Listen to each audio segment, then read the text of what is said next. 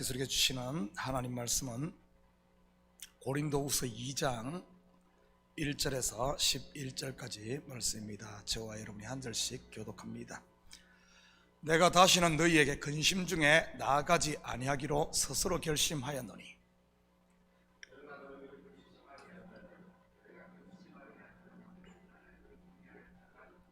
내가 이같이 쓴 것은 내가 갈 때에 마땅히 나를 기쁘게 할 자로부터 도리어 근심을 얻을까 염려하며 또 너희 모두에 대한 나의 기쁨이 너희 모두의 기쁨인 줄 확신함이로라.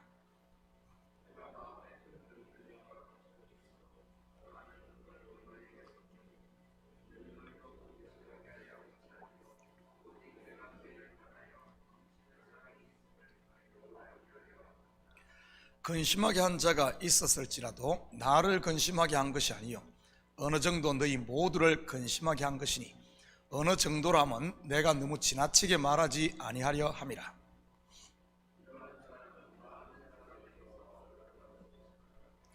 그런즉 너희는 차라리 그를 용서하고 위로할 것이니 그가 너무 많은 근심에 잠길까 두려워하노라.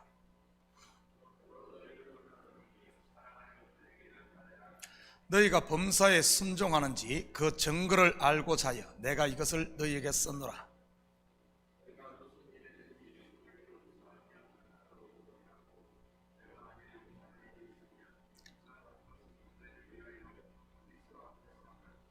함께 읽겠습니다.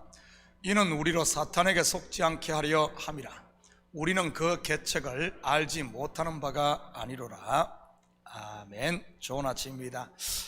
저는 목회의 연조가 더할수록 목회가 참 어렵다는 생각이 듭니다.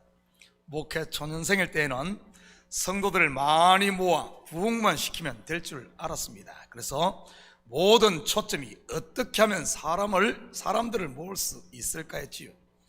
사람들이 모이면 그 다음이 어떻게 이들을 훈련시켜 일꾼으로 키울까 했습니다. 그런데 일꾼들이 많아지니 그때부터는 여기저기 잡음들이 나며 시끄럽더군요. 동업을 해보신 분들은 아시겠지만 함께 일하는 것은 효과적이면서도 그것이 결코 쉬운 일이 아님을 알 것입니다. 서로 생각들이 다르기 때문에 서로 맞춘다는 것이 좀 어렵습니까? 그리고 성도가 어느 정도 되고 각 부서들이 세워지니 그때부터는 이 공간 부족 현상이 생기더군요. 그러다 보니 당연히 건축에 대해 고민을 하지 않을 수 없게 되는 것입니다. 그런데 목회에서 이런 모든 것들보다 더 힘든 것은 열이면 열 같은 잣대를 가지고 성도들에게 갖다 댈 수 없다는 사실입니다.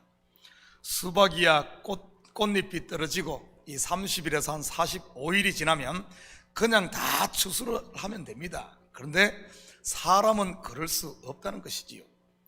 겉으로야 교회 출석한 지 1년이면 세례를 주고 5년이면 집사를 세우고 그리고 10년이 넘으면 장로나 권사를 세울 수 있을지 모르지만 말이지요. 그렇지만 목회는 조직 관리가 아닌 영혼을 그리스도께로 인도하는 가이드인 것입니다. 그러기에 열이면 열 전부 성장 속도가 다르다 보니 말씀의 낫을 언제 돼야 할 시기가 다 다르기 때문에 참 그거 판단하기가 쉽지 않은 겁니다. 준비도 되지 않은 영혼에게 말씀의 칼을 갖다 댔다가는 양식이 아닌 오히려 배탈만 나고 마는 것이니까요.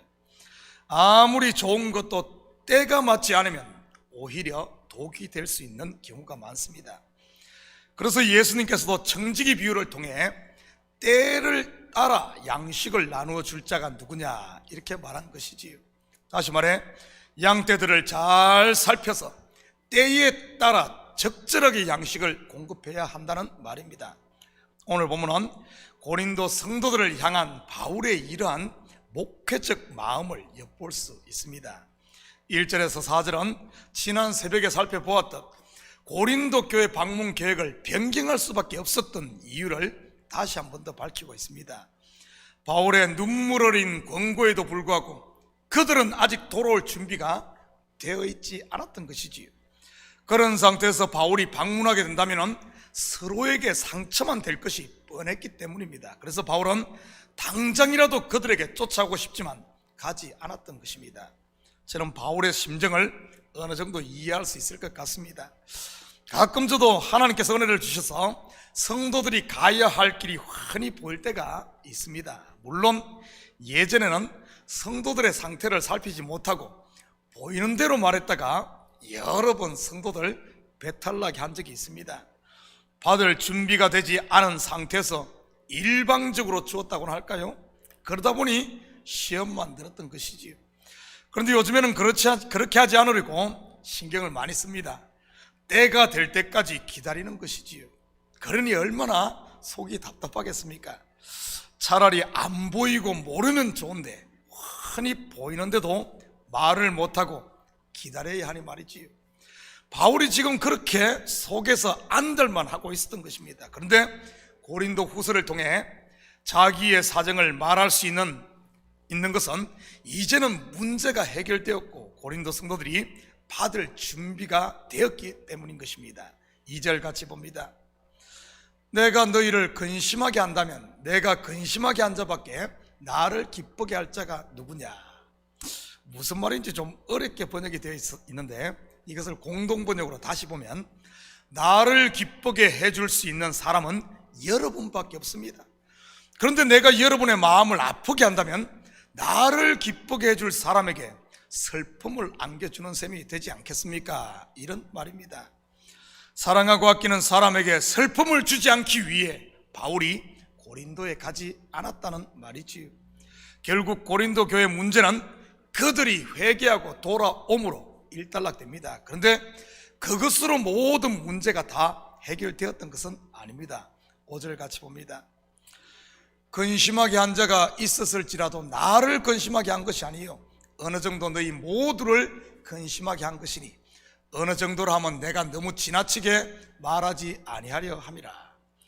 교회의 분란이나 시험이 지나가고 나면 여러 부류의 사람들이 생깁니다.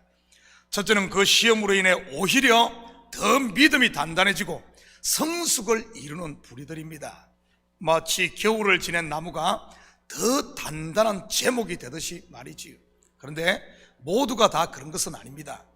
또 한 부류의 사람들은 속에 상처가 남는 경우이지요. 이러한 교회에서의 시험과 분쟁을 보며 신앙에 대해 회의를 느끼고 교회로부터 멀어지는 경우 말입니다. 그리고 어떤 경우는 겉은 멀쩡한데 속에 이 앙금을 가지고 있는 분들이 있을 수 있습니다. 용서했다고 하면서 속에는 두고 보자 하면서 꽁하고 있는 성도들 말이지요. 사실 고린도 교회의 분쟁의 문제는 일부 성도들만 그런 것이 아닌 전 교회적으로 일어났던 것입니다. 그러다 보니 그 몇 명으로 인해 교회 전체가 근심하며 홍역을 치렀던 것입니다. 마치 요즘 코로나 팬데믹이나 러시아와 우크라이나 전쟁으로 인해 전 세계 경제를 뒤흔들고 사람들을 근심하게 하듯이 말이지. 6절입니다. 이러한 사람은 많은 사람에게서 벌받는 것이 마땅하도다.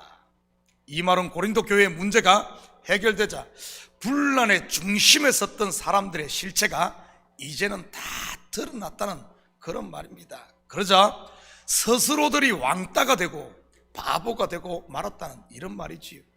분쟁이 한창일 때야 이 사람들이 뭔가 대단하고 교회를 위하는 것 같고 영웅처럼 비춰졌는데 분쟁이 끝나고 시험이 끝나고 나니까 실상이 드러나니까 그 반대가 되었다는 이런 사실입니다. 그것을 바울은 그들이 많은 사람에게 벌받는 것이 마땅하다 이렇게 표현한 것입니다. 그렇다고 교회에서 그들을 쫓아내고 출교시켰다는 그런 말은 아닙니다. 실체가 드러난 그 자체가 그 사람들에게는 가장 큰 벌이니까요. 7절입니다.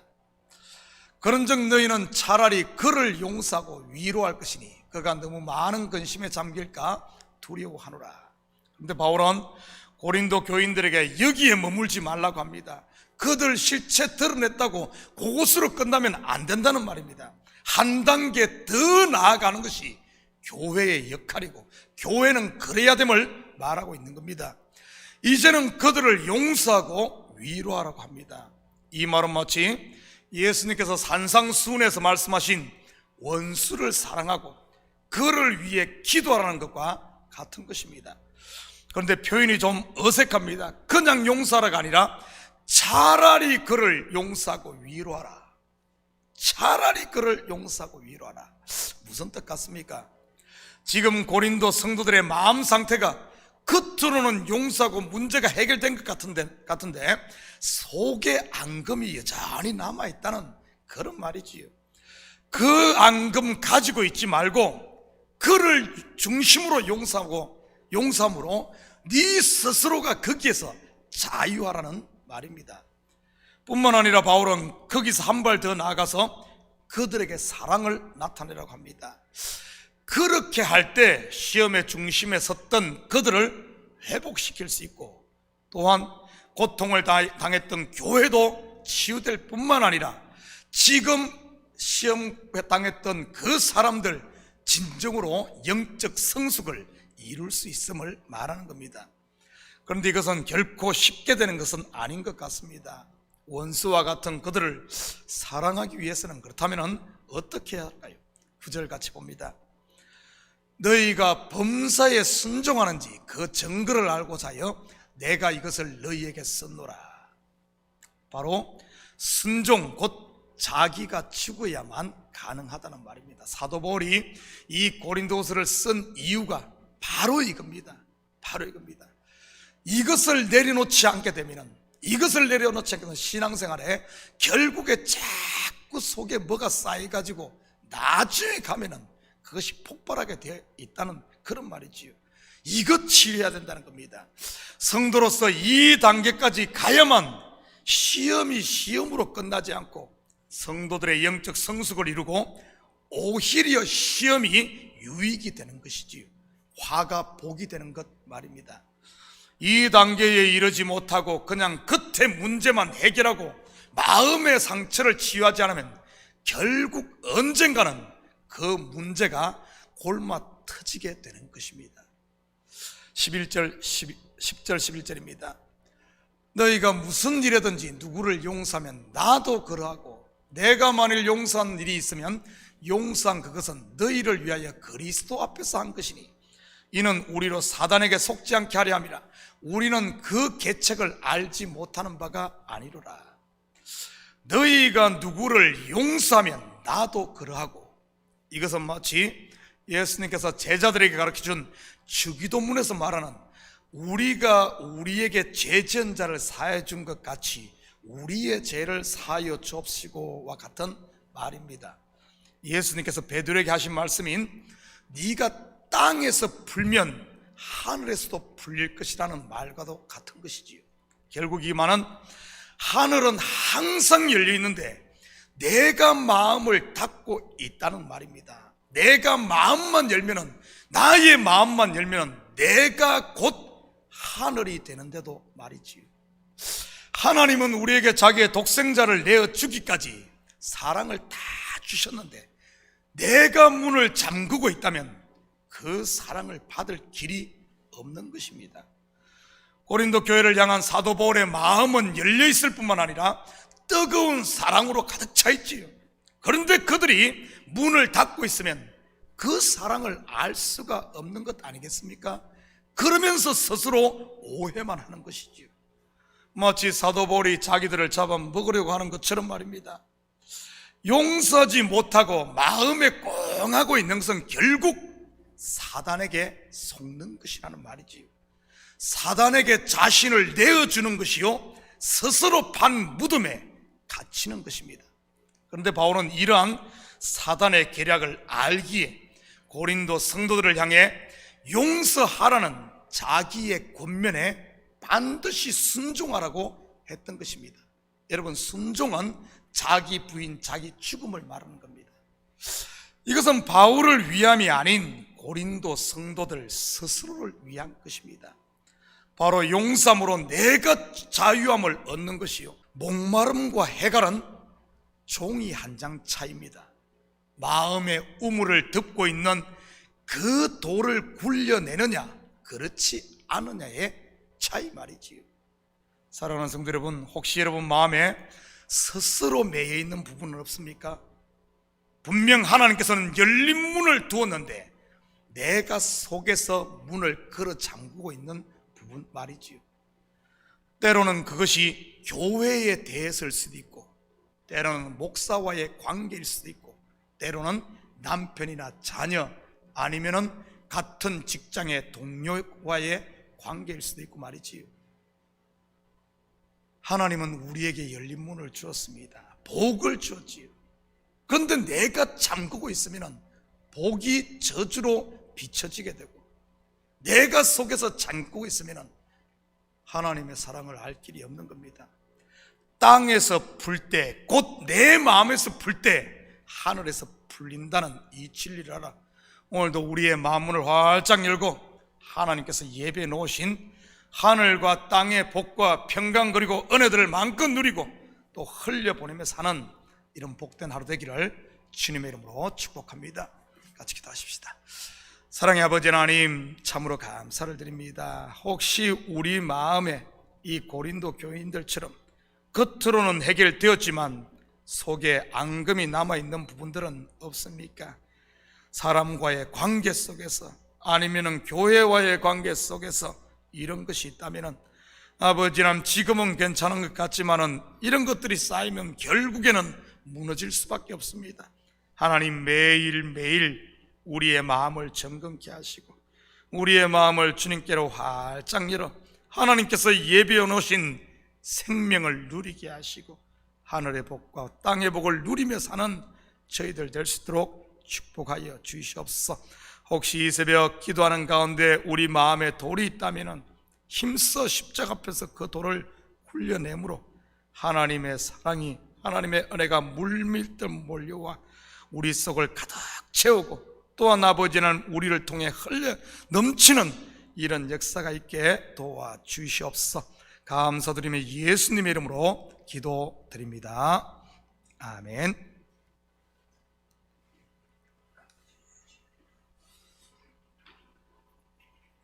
아버지